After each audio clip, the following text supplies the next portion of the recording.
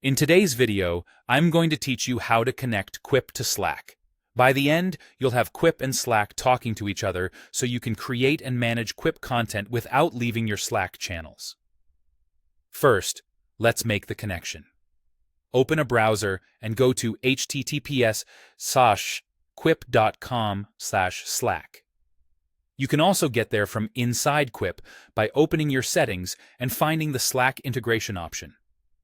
Both paths lead to the same place. When the page loads, choose Sign In with Slack. If you use more than one Slack workspace, double-check you're signing into the correct one for your team. Slack will show an authorization screen that explains what Quip needs, like basic identity and permission information, so the two services can recognize who you are and what you're allowed to do. Review the details, then authorize the connection.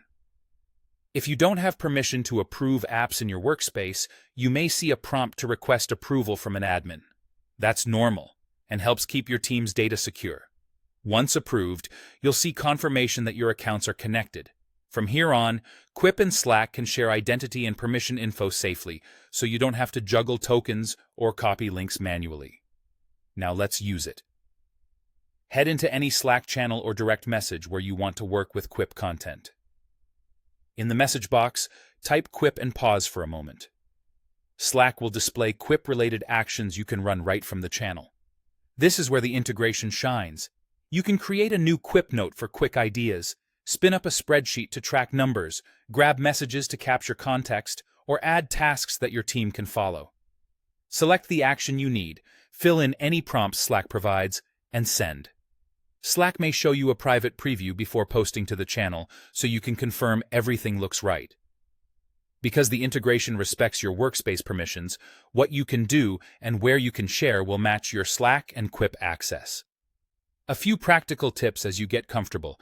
Make sure you're in the channel that should own the document or task to keep things organized. If you're working on something that might get noisy, consider continuing the conversation in a thread after posting the Quip item so the main channel stays tidy. If you switch between workspaces, the Quip command will operate in the workspace you're currently using, so keep an eye on the Slack header to avoid confusion. That's it.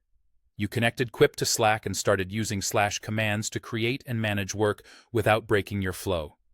Thanks for watching, and enjoy your streamlined workflow.